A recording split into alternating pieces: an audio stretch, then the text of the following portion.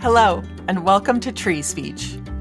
Last season, we focused on the theme, Speaking for the Trees, and we enjoyed conversations with authors and advocates, historians and poets who all championed trees. If you haven't listened to those episodes, feel free to go back at any time. In this, our third season, we're going to focus on ways to commune with trees. We will speak with writers who have studied trees and can share rich knowledge from their personal, scientific, and spiritual journeys, as well as artists and advocates who dialogue with trees in their own work. And we'll explore ways that we can all communicate with and truly listen to the wisdom of trees. We at Tree Speech and our producer, Alight Theater Guild, are incredibly grateful for your support as we launch this new season. This week's episode was written and recorded in Massachusetts, on the native lands of the Wabanaki Confederacy, Pennacook, Massachusett, and Pawtucket people, as well as in New York on the land of the Lenape tribes. Now, let's begin our new season with the freshly emerging season of spring, as we celebrate the Vernal Equinox with a hike.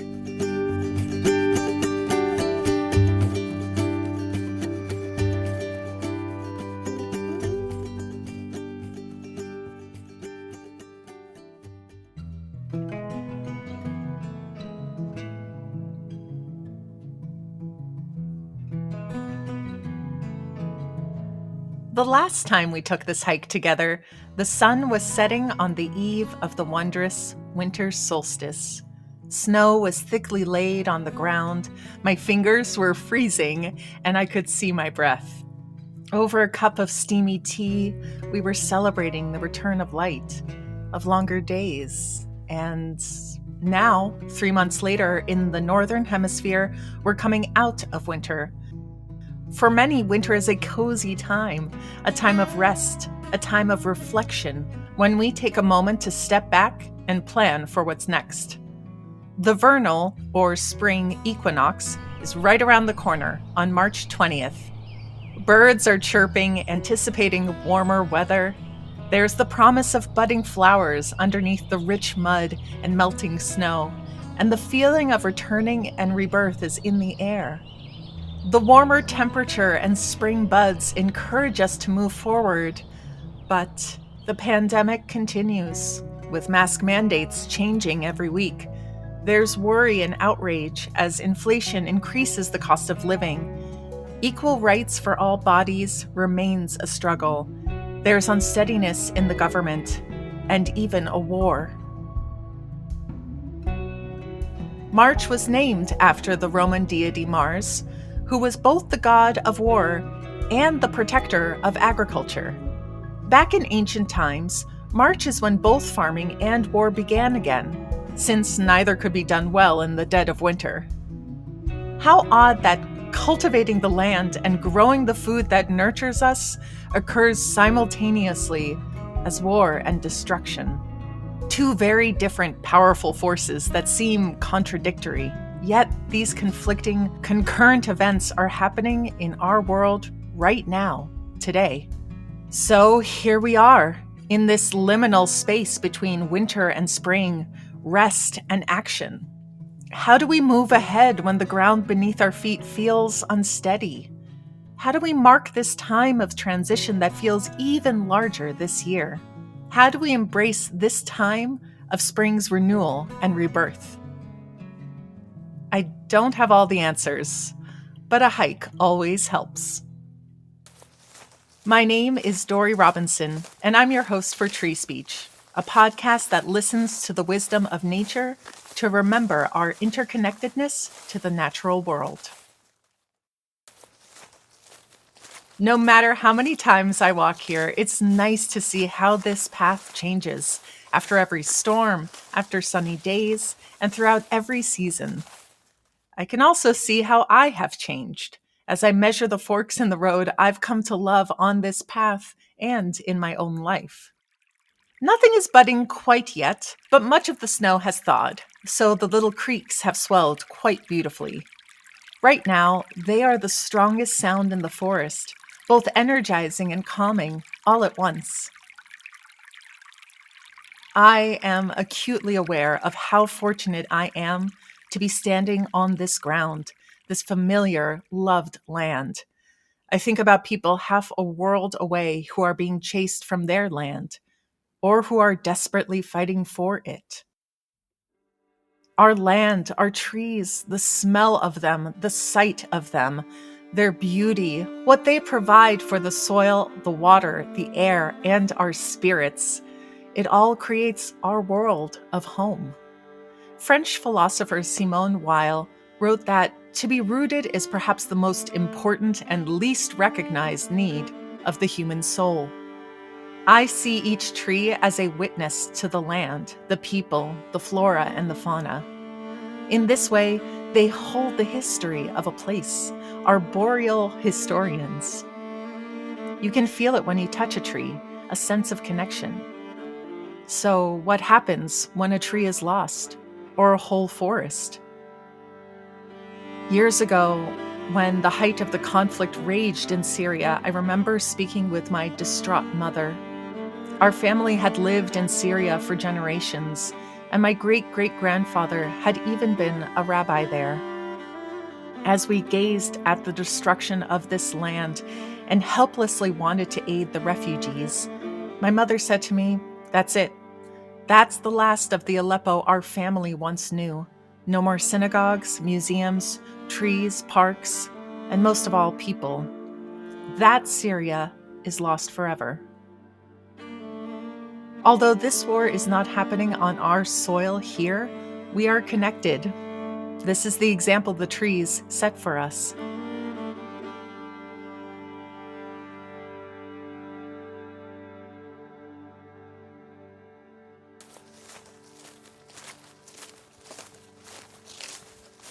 Trees are interconnected in an unexpected way, specifically through fungus, and share nutrients and even communicate information. While we normally think of fungus as mushrooms, mushrooms are just the fruit of the fungus, while the majority of the organism lives interwoven through the soil in a vast network called mycelium.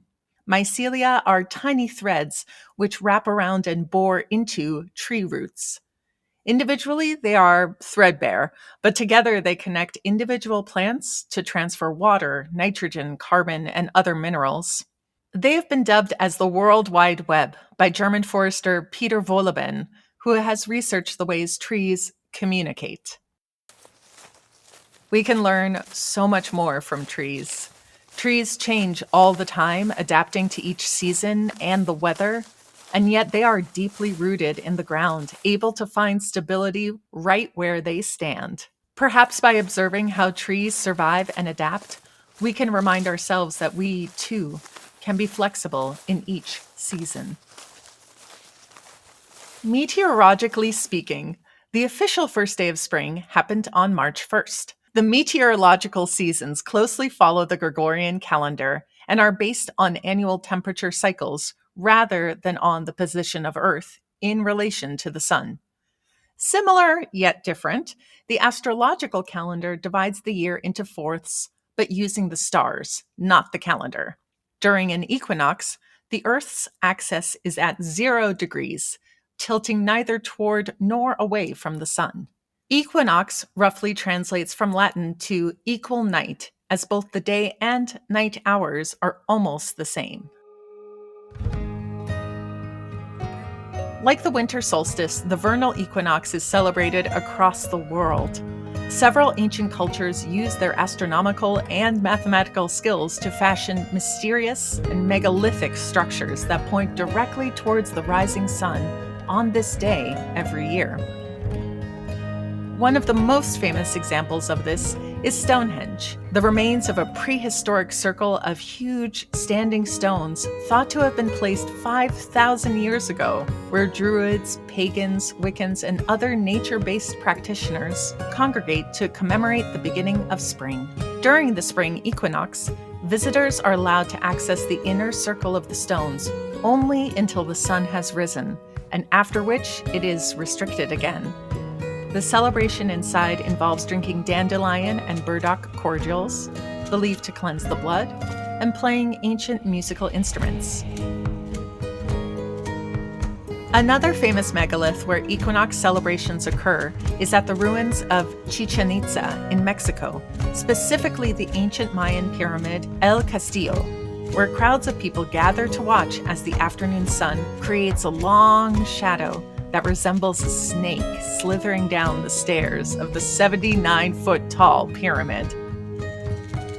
As the day progresses, the shadow merges with a large serpent head sculpture at the base of the structure. Symbolically on this occasion, the feathered serpent joins the heavens, the earth, and the underworld. Day and night become connected.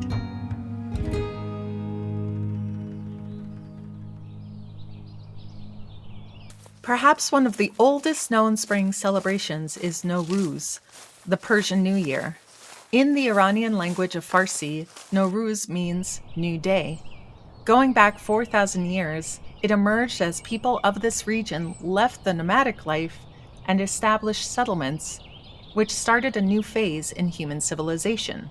Beginning weeks before the actual equinox, the home is cleaned thoroughly to start the new year in a fresh and healthy space. On the last Wednesday evening of the year, bonfires are traditionally lit in public spaces to signify hope and happiness. People leap over the fire, sing traditional songs, and exclaim, "Give me your beautiful red color and take back my sickly pallor."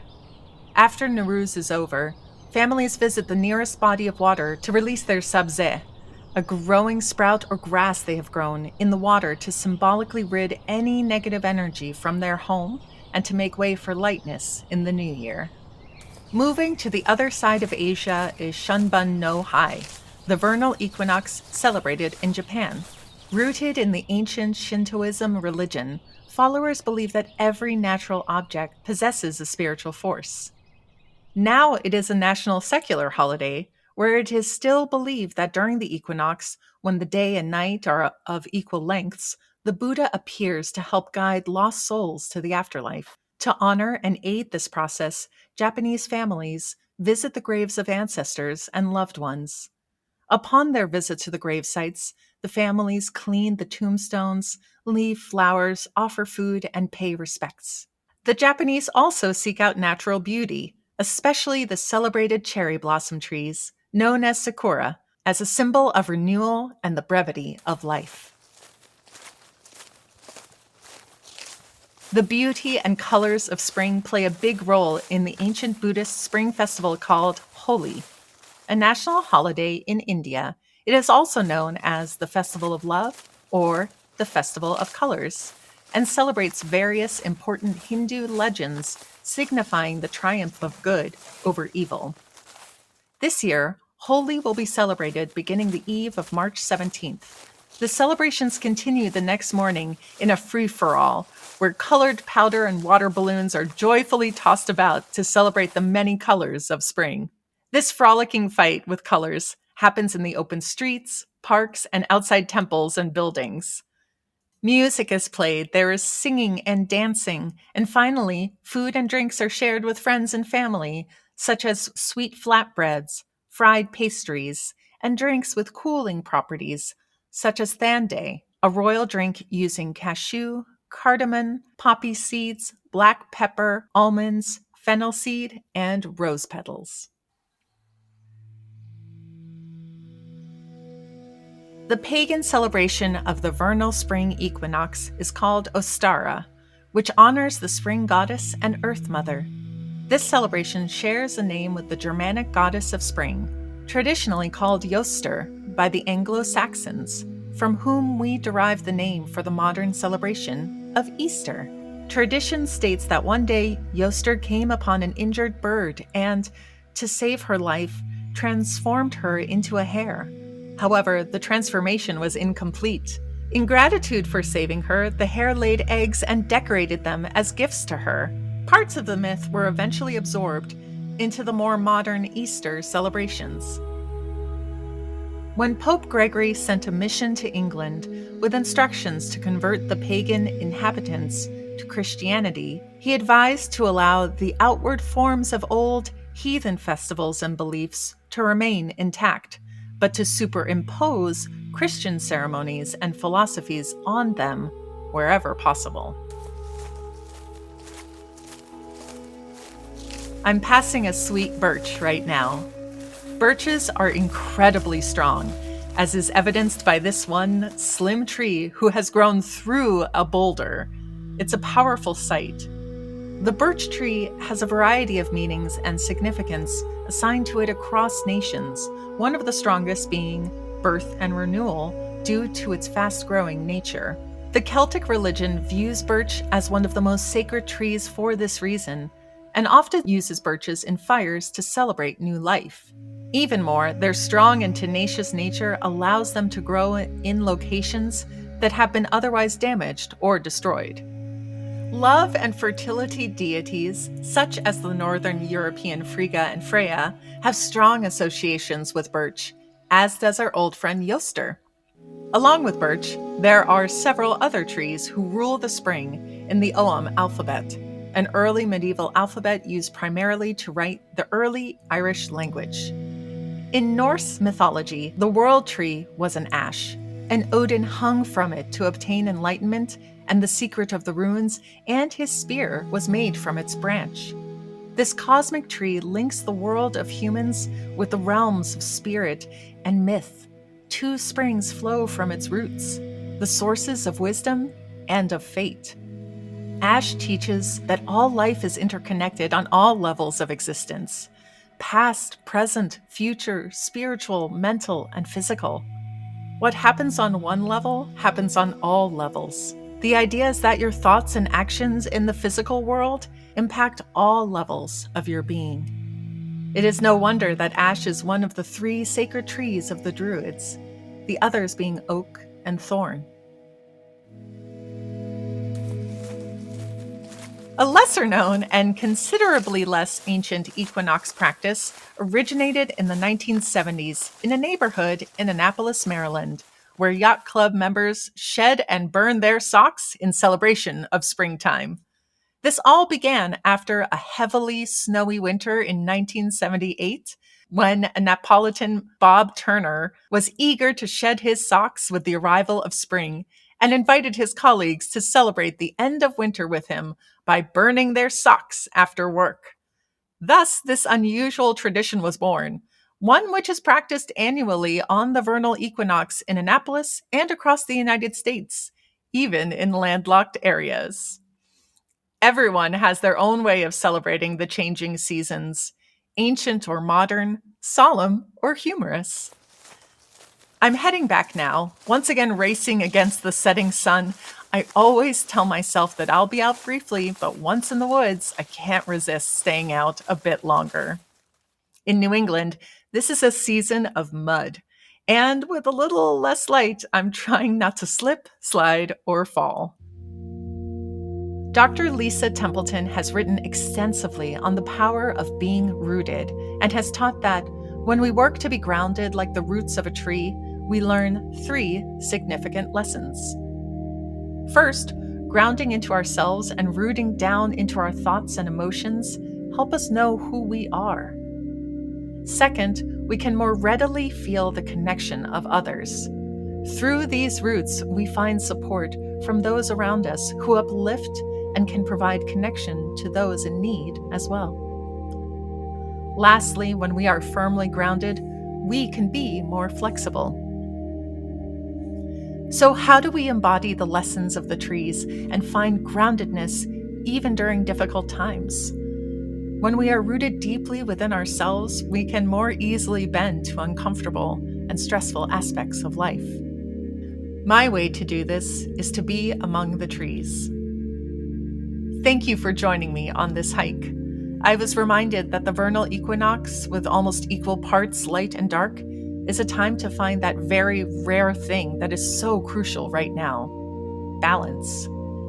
As we look to the promise of this coming spring, I will leave you with a beautiful 4-minute meditation composed and performed by renowned musician David Brandon Ross. There is just the littlest bit of a lush orange sunset peeking through the trees now, and I'm close to the very end of the trail. I hope you are finding your own ways to mark the equinox. Thank you once again for joining me on my hike today. Have a happy vernal equinox, and please enjoy this beautiful meditation.